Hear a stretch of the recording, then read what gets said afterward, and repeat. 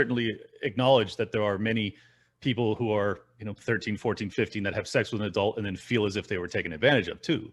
Oh, 100%. Okay, so let's focus on the worst. Yeah. Okay, so let's pretend like we all have our like utopia. So if I could answer this in utopia, right? In my like perfect ANCAP utopia, each community and each so it'd be each caregiver, parent, and community, including teachers, potential faith leaders, and neighbors, will decide if the child is ready to consent and look at the child's behavior. Do they have a job? How is their education going? Are they cognitively available to have sex with this individual? And then also look at the history of the individual as well. So does this individual have a history of abuse? Yep. And then you go from there. Hey everybody, welcome back to Comic Crow. We have two updates today. The first is Elon Musk has officially decided to unfollow Eliza Bleu on Twitter. I don't know what that means, and I certainly don't think that this is Elon Musk coming around and finally realizing what an evil person she is. I don't see any way that Elon Musk didn't know full well who Eliza Bleu was the entire time. But also there was a much bigger update, and that was the Daily Beast article on Eliza Bleu went live. Now, I'll be frank with you, a lot of the stuff that is in the article are things we have already covered. However, they did interview a few of Eliza Bleu's old friends from her time as, Eliza Cuts and Eliza Knows. And boy, do they have some interesting things to say. So we're going to go through both of them. But real quick, we can see that the article, according to Tug here, is being spread out. He posts this image by Yahoo News. Eliza Bleu's own friends aren't buying her trafficking story. Twitter backs human trafficking advocate Eliza Bleu despite et cetera, et cetera. That was from a week ago. But you can see over here, Yahoo News is sharing the article. Daily Beast has covered it. We've talked about in other subjects how we have a lot of people that work in media and they kind of all communicate together and they wind up reporting a lot of the same stories. Now, one thing that really pisses me off here, okay, it's Elon Musk, Ben Shapiro, Tim Pool. They've all run around platforming Eliza Bleu without ever vetting her history, without ever actually looking into who she was. Now, potentially, that maybe they tried to, because I guess there is a woman who also is being accused of fabricating her history that runs a program to help other women who are being trafficked. And she's come out and said, oh, no, Eliza Bleu would never lie about anything. I totally believe her. And again, at the same time, that woman has her own history, which we'll bring up in the article. But one thing that was pretty funny to see was about an hour after the article went live, Eliza Bleu goes and locks down her Twitter account. Now she says, oh, this is just about testing that new theory. I mean, come on. You do it like an hour after. I don't buy it. I think she knew that this was coming because, again, Daily Beast contacted her directly and said, hey, we're going to do this story on you. Do you want to give a comment? And that's when what's his face? Tim Pool tried to gaslight everybody and claim that he was working on the story the entire time. His writer's been with Eliza Bleu the entire time. Just absolute trash, I swear. But anyways, this is the article by Daily Beast. Again, I read through the entire thing. I didn't actually know who Dr. Drew Pinsky was, but I guess this is another individual that first helped platform her. I want to say this. I don't know exactly when Drew Pinsky or Ben Shapiro did their interviews with Eliza Bleu. I know Tim Pool had her on more recently after she had already blown up. I still think that regardless, these three individuals and Elon Musk all need to answer for how they were able to platform somebody who fabricated their entire history and never once attempted to verify the story. Because again, I don't know much about this Pinsky guy, but for Shapiro and Tim Pool and Elon Musk, these three individuals have regularly and routinely ragged on legacy media outlets like Daily Beast. I think it's fair to do it. However, They then did the exact same thing. They didn't verify, they didn't check their sources, and they platformed just compulsive liar. Now, again, I'm not going to read through the entirety of the article. It's actually, look at this. It goes for a while. I'm going to read through the points that we haven't actually covered yet. And one of those is talking about her friend, who has apparently this long history with her. Now, two former friends of Bleu tell Daily Beast that at best, Bleu is exaggerating her experiences for attention. It's making a lot of her old friends around here really angry, said Carly Wenzel, a one-time pal of Bleu who has known her for 2 decades, who added she believes Bleu is completely lying. I mean, I think everybody is on that page right now that she is completely lying. Bleu grew up in a rural area alongside Illinois borders with Iowa known as the Quad Cities. She's portrayed her homeschooled upbringing as an innocent one, albeit one that made her all the more naive about how the world really works. Despite her claims to the contrary, public records prove that Bleu's original name was Eliza Morthland. Born in 1981, her father is Richard Morthland, a farmer and former Illinois state representative who ran unsuccessfully on the GOP ticket for lieutenant governor in 2018. Morthland did not respond to a request for comment. Now, this part is where I think it's really interesting because apparently she denied on Twitter that she was Eliza Morthland, okay? And you can see it over here. No one in my family is running for governor. No one in my family or extended family has run for governor. My pronouns are they, them, so you violated Twitter's terms. Okay, this woman is just nasty. All right. This is what I mean about her just being a nasty person. Look, I get doing the pronoun thing. I do. OK, I've used it as a joke before, but she's having a back and forth argument with somebody who called out, hey, you're this. And look, I don't really know what the political thingy here was, to be honest. I don't even care.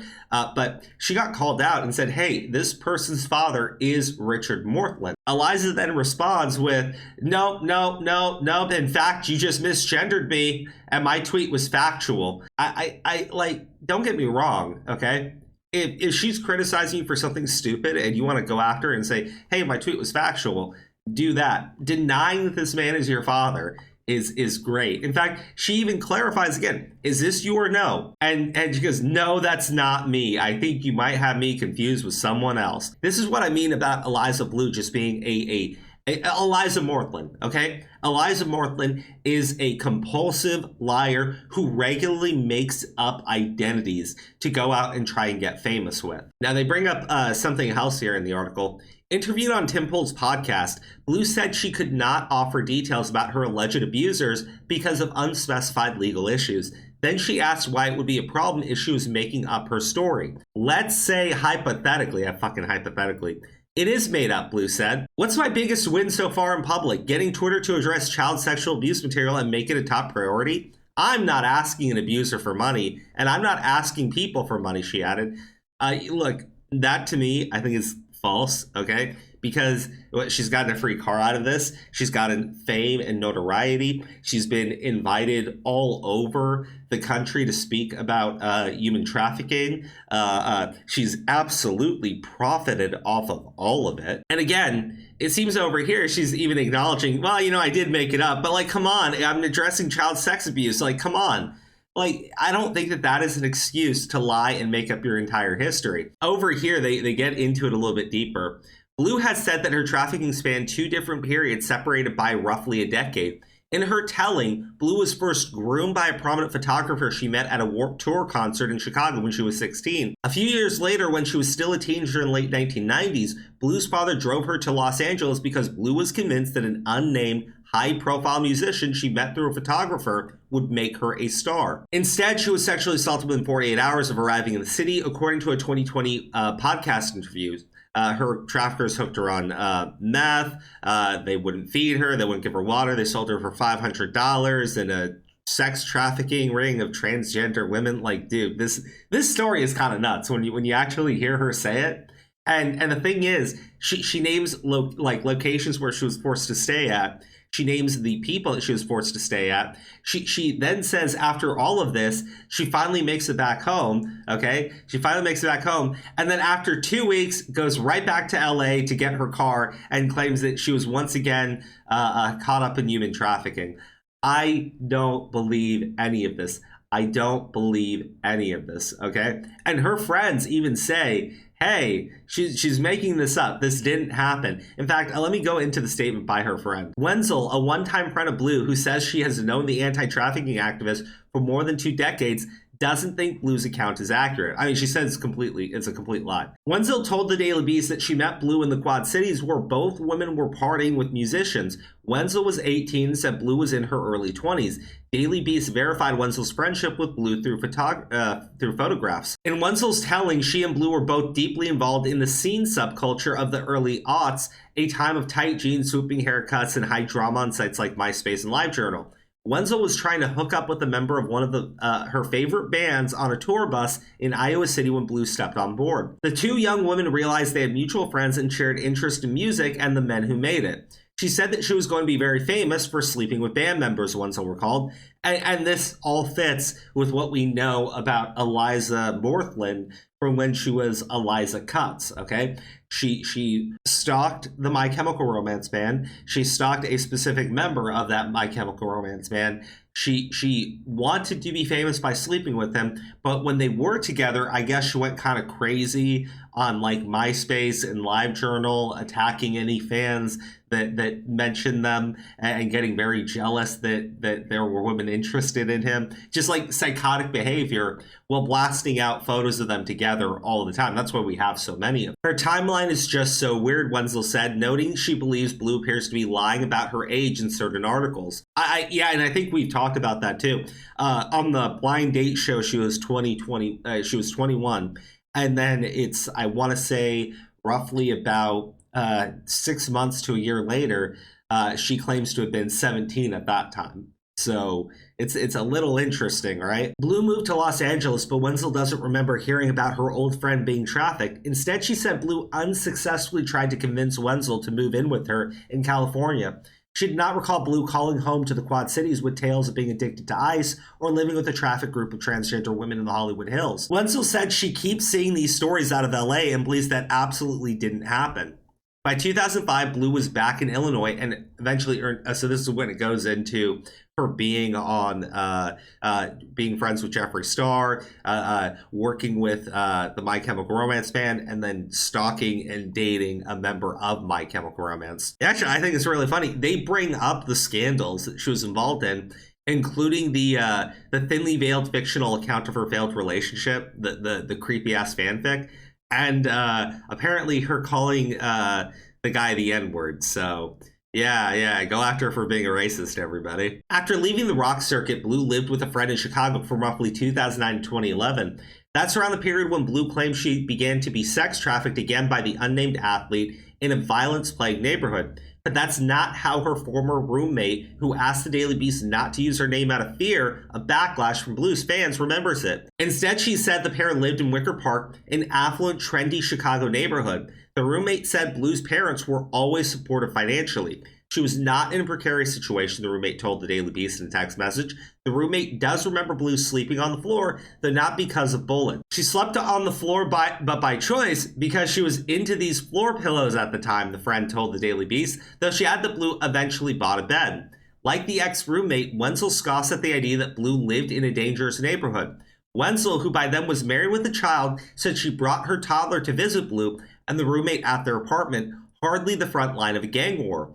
That is so not true, Wenzel said. She lived in a really cute apartment. They're the widest girls you could ever meet. There was no gang activity. So very like I think a lot of us know that this is like one of the widest girls around because she's sitting there thinking, hey man, I can just make up an entire history of abuse. No big deal, right? No big deal. Guys, it was a photographer, it was a rock band. I was dating my camera. I didn't name anybody though. Oh, it was a professional athlete who's really famous. I didn't name him though. Like, come on. This is so trash on so many levels, okay? And this absolute compulsive liar needs to be dragged through the mud, okay? And needs to apologize for repeatedly lying. In fact, they talk about her being a video vixen. They talk about her auditioning for American Idol. This is all stuff that is documented, by the way.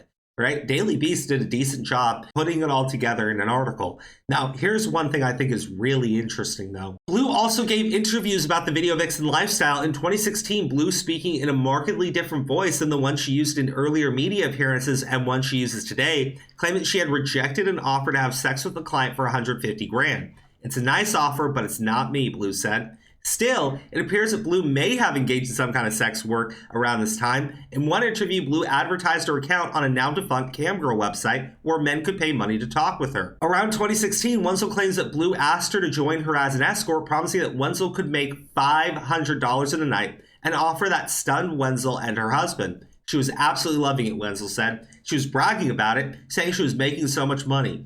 Bleu later suggested that sex workers with a pimp might qualify as trafficking victims, though Wenzel said she didn't meet any pimp or trafficker when she socialized with Bleu, be it an unnamed high-profile athlete or otherwise. She's a very powerful, very smart, intelligent woman. I will not discredit her for that, Wenzel said. She knows exactly what she's doing. Now, there's more stuff on here, and again, a lot of it we have already talked about and covered. I might save this one for its own video.